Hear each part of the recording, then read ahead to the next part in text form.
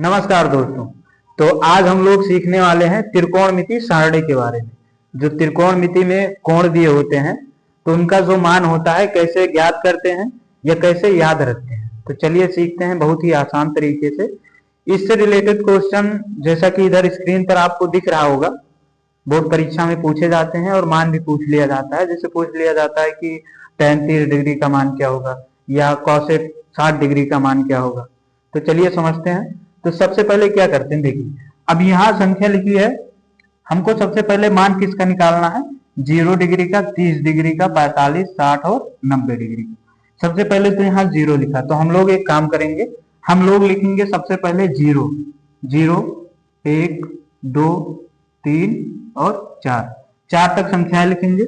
उसके बाद में सबसे लास्ट में यहाँ 4 लिखा है, तो सब के बटे में 4 कर देंगे, मतलब 4 में सबका भाग कर देंगे। तो 4 से भाग कर दीजिए सभी संख्याओं। अब इसके बाद में क्या करेंगे, इसका रूट कर देंगे, इसका रूट लगा देंगे। इसको हल करने के बाद अभी हम इसका एक ट्रिक भी बताएंगे। तो सबसे पहले इसको हम सीख लेते हैं। देखिए अब इसको हल करेंगे तो जो मान आएगा वो हो जाएगा sin 0 अंश का मान। इसको हल करेंगे, इसका जो मान आएगा तो ये हो जाएगा sin 30 अंश का मान, ये हो जाएगा sin 45 अंश का मान और ये हो जाएगा sin 60 अंश का मान, और इसको हल करेंगे तो मिल जाएगा sin 90 अंश का मान।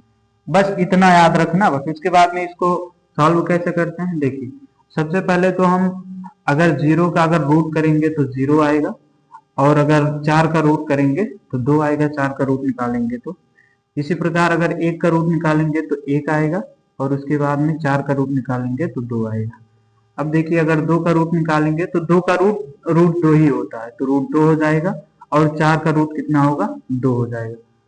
इसी प्रकार 3 का रूट निकालेंगे तो रूट 3 ही होगा, और 4 का रूट निकालेंगे 2 हो जाएगा, 4 का रूट निकालेंगे 2 हो जाएगा, और 4 का रूट निकालेंगे 2 हो जाएगा। अब देखिए इसके बाद में अगर 2 में 0 का अगर भाग करें, 0 में अगर 2 से भाग करेंगे 0 आ जाएगा। यहाँ 1/2 लिखा है, इसको ऐसे लिख देंगे। यहाँ लिखा है, देखिए अब यहाँ लिखा है रूट 2 लिखा है और बटे में 2 लिखा है। इसको कैसे लिख सकते हैं, यहाँ ऊपर लिखा है 2, अब हम 2 को लिख सकते हैं रूट 2 गुणे रूट 2। अगर इनका आपस में गुणा करेंगे तो 2 ही आएगा। जैसे यहाँ रूट 2 लिखा, रूट 2 का मतलब कि इसकी घात कितना, आधी, 1/2 है। अगर 1/2 यहाँ घात 1/2 यहाँ जोड़ेंगे तो एक घात 1 हो जाएगी, मतलब 2 आ जाएगा। तो हम इसको लिख सकते हैं रूट 2 गुणे रूट 2। उसके बाद में यहाँ कितना लिखा है, रूट 3/2, और 2 से 2 को भाग देंगे कितना आएगा, 1 आएगा। अब यहाँ इसको रूट 2 यहाँ लिखा है, रूट 2 ऊपर लिखा, रूट 2 से रूट 2 कट जाएगा, तो बचा कितना, 0, 1/2 और 1/√2। यहाँ 1 आएगा, और यहाँ बटे में 1 रूट बचा तो इसको लिख लेंगे, यहाँ रूट 3/2 और यहाँ 1। देखिए अब ये हो जाएगा 0 डिग्री, sin 0 डिग्री का मान, ये sin 30 डिग्री का मान, ये sin 60 डिग्री, 45 डिग्री का मान, ये 60 डिग्री का मान, और ये 90 डिग्री का मान। तो ये जो मान मिला है हम इसको रख देते हैं सबसे पहले इस सारणी में। तो sin 0 अंश का मान 0 हो जाएगा, sin 30 अंश का मान 1/2 हो जाएगा, sin 45 अंश का मान 1/√2 हो जाएगा, sin 60 अंश का मान √3/2 हो जाएगा, जैसा कि यहाँ मिला हमको सॉल्व करने पर। उसके बाद में 90 का मान, sin 90 का मान कितना हो जाएगा, 1 हो जाएगा।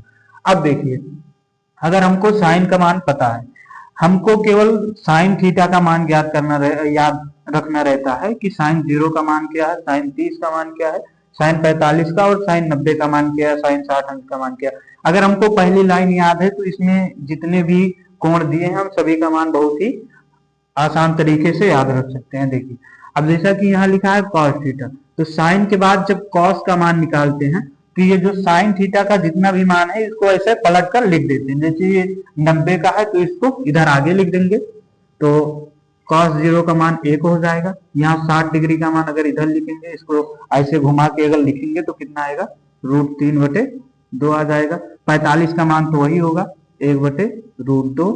60 का मान हो जाएगा 1/2, और 90 अंश का मान हो जाएगा 0। अब अगर हमको tan का मान ज्ञात करना है, tan का मान ज्ञात करना है तो इसके लिए हमको सीखना पड़ेगा एक फार्मूला, जो कि होता है tan थीटा बराबर होता है sin थीटा बटे में cos थीटा। अब देखिए इसको कैसे हल करते हैं, तो हम करते हैं, जैसे हमको tan 0 अंश का मान ज्ञात करना, तो यहाँ लिखेंगे tan 0 डिग्री बराबर हो जाएगा sin 0 degree upon cos 0 degree. अब देखिए sin 0 डिग्री का मान क्या होता है, तो हम पहले ज्ञात कर चुके हैं, sin 0 डिग्री का मान 0 होता है, तो यहाँ 0 लिख देंगे। cos 0 डिग्री का मान क्या होता है, तो cos 0 डिग्री का मान 1 होता है, तो यहाँ 1 लिख देंगे। अब 0 में अगर किसी संख्या से भाग देते हैं तो इसका मान हो जाता है 0। अगर जैसे यही लिखा होता कि 1/0, अगर 0 से किसी संख्या में भाग देंगे तो इसका मान हो जाता है अपरिभाषित, इनफाइनाइट। तो इसको आप लोग याद रखेंगे। उसके बाद देखिए अब यहाँ आ गया 0, तो tan 0 अंश का मान हमको कितना मिल गया, tan 0 अंश का मान मिल गया हमको 0, तो यहाँ लिख देंगे 0। देखिए यहाँ क्या करना है कि अब जैसे यहाँ लिखा है कि tan थीटा बराबर होता है sin थीटा बटे cos थीटा, तो हम क्या करेंगे, वहां लिखने से अच्छा हम इसी ये जो लाइन है इसको हम बटा मान लेते हैं। tan का मान अगर ज्ञात करेंगे तो tan के ऊपर जो लिखा है sin थीटा बटे cos थीटा, तो हम मान लेंगे कि ये जो लाइन लिखी है ये बटे की लाइन लगेगी। ठीक, तो चलिए समझते हैं। अब जैसे यहाँ अगर हमको tan 30 डिग्री का मान ज्ञात करना है, तो tan 30 डिग्री का मान कैसे ज्ञात करेंगे, sin 30 डिग्री बटे cos 30 डिग्री। sin 30 डिग्री का मान कितना है, 1/2 है, और cos 30 डिग्री का मान कितना है, √3/2। तो चलिए इसको हल कर लेते हैं। अब जैसे यहाँ लिखा है 1/2 और यहाँ पूरा बटा लगा है, पूरा बटा लगा है कितना है, √3/2। अब इसको हल करने के लिए, इसको कैसे हल करेंगे, तो इसको हल करने के लिए यहाँ जो संख्या होती है 1/2, इसको ऐसे लिखते हैं। उसके बाद में ये जो नीचे संख्या नीचे वाली जो भिन्न होती है, इसका जो हर होता है ये ऊपर चला जाता है और इसका जो अंश होता है ये नीचे आ जाता है। तो यहाँ हो जाएगा 2/√3, 2 से 2 कट जाएगा तो कितना आ जाएगा, 1/√3 आ जाएगा। तो हमको tan 30 अंश का मान कितना मिल गया, 1/√3। उसके बाद में यहाँ लिखा है 45, अगर 45 डिग्री का मान ज्ञात करना है तो sin 45 डिग्री बटे cos 45 डिग्री। अब यहाँ इसका मान है 1/√2, इसका मान 1/√2, तो 1/√2 से 1/√2 पूरा कट जाएगा तो इसका मान हो जाएगा 1। अब इसी प्रकार इसको समझते हैं। अब जैसे यहाँ दिया है कि tan 60 डिग्री का मान अगर हमको ज्ञात करना है, तो sin 60 डिग्री का मान कितना है, √3/2, और इसका पूरे के बटे लगेगा, यहाँ बटे में क्या है 1/2, यहाँ लिख देंगे 1/2।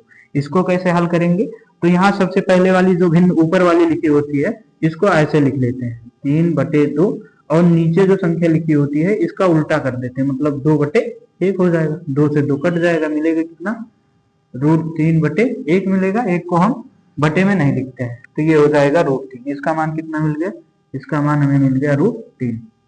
उसके बाद देखिए अब जैसे यहाँ, अब यहाँ अगर हमको tan 90 अंश का मान ज्ञात करना है तो sin 90 बटे cos 90, तो sin 90 का मान कितना है, 1 है, और cos 90 का मान कितना है, 0 है।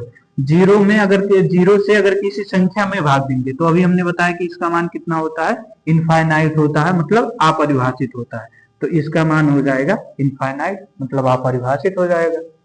उसके बाद में अगर हमको tan का मान पता चल गया, तो tan का मान ज्ञात करने के बाद हम इसका भी उल्टा कर देते हैं, मतलब यहाँ 20 से ऐसे पकड़ेंगे और इसको ऐसे घुमा के लिख देंगे, तो इसका जो मान होगा cot, tan का मतलब उल्टा अगर मान लिखेंगे तो ये cot का मान हो जाएगा। जैसे tan यहाँ लिखा है 90, tan 90 का मान कितना है, इनफाइनाइट है, तो इसका मान हो जाएगा इनफाइनाइट।